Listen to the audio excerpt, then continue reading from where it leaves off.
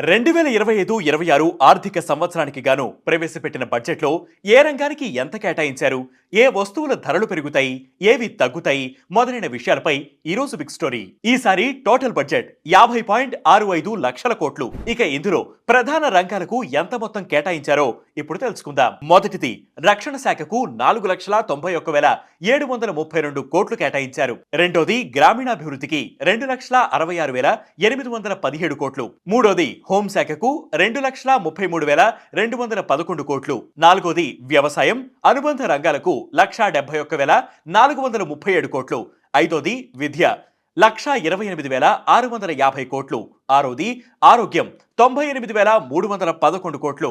ఏడోది పట్టణాభివృద్ధి 96,777 కోట్లు.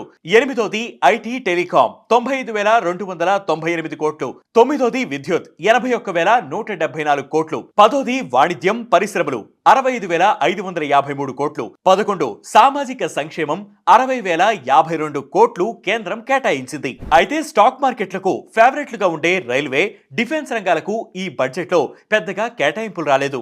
రైల్వేలో అయితే ఎలాంటి మార్పు లేదు. ఈసారి ఈ రంగానికి 2,55,445 కోట్లు కేటాయించింది. కాగా ఫైనాన్షియల్ ఇయర్ 25 లోనూ కేంద్రం రైల్వేకు 2,55,393 కోట్లు కేటాయించింది. ఇక డిఫెన్స్ అలొకేషన్స్ అయితే భారీగా తగ్గాయి.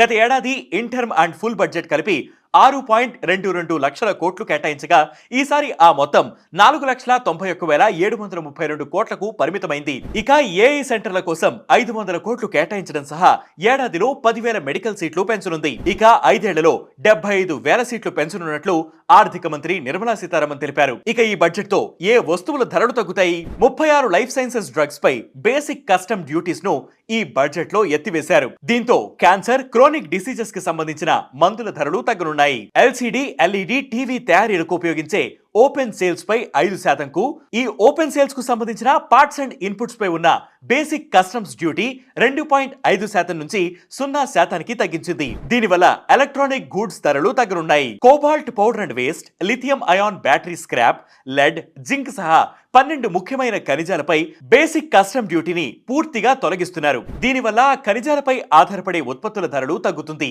వెట్ బ్లూ లెదర్ పై పూర్తిగా బేసిక్ కస్టమ్ డ్యూటీని కేంద్రం రద్దు చేసింది. సో దీనికి సంబంధించిన ఉత్పత్తుల ధరలు కూడా తగ్గొచ్చు. ఈవీ బ్యాటరీ తయారీకి సంబంధించిన 35 additional goods, mobile phone battery తయారీకి సంబంధించి 28 అడిషనల్ గూడ్స్ పై కూడా పన్ను మినహాయింపును కేంద్రం ప్రకటించింది. So EV and mobiles prices తగ్గే ఛాన్స్ ఉంది. సురిమిగా పిలిచే ఫ్రోజన్ ఫిష్ పేస్ట్ పై 30% ఉండే బేసిక్ కస్టమ్స్ డ్యూటీని 5%కి కుదించింది. హ్యాండీక్రాఫ్ట్స్ ఎక్స్పోర్ట్ టైం పీరియడ్ ని 6 నెలల నుంచి ఏడాదికి పొడిగించింది. ఇక ఈ బడ్జెట్ లో ఇన్ని మినహాయింపులు ఇచ్చిన కేంద్రం knitted fabrics and interactive flat panel డిస్ప్లేలపై మాత్రం భారీగా పన్ను పెంచింది. వీటిపై ట్యాక్స్ ను 20%కి పెంచింది. ఇది ఇవాల్టి బిగ్ స్టోరీ. దీనిపై మీ అభిప్రాయాన్ని కింద కామెంట్ సెక్షన్ లో మెన్షన్ చేయండి. ఇలాంటి బిగ్ స్టోరీస్ ఎప్పటికప్పుడు తెలుసుకోవడానికి వెంటనే వేటి న్యూస్ యాప్ ని ఫాలో అవ్వండి. వేటి న్యూస్ తెలుగు యూట్యూబ్ ఛానల్ ని సబ్స్క్రైబ్ చేయండి.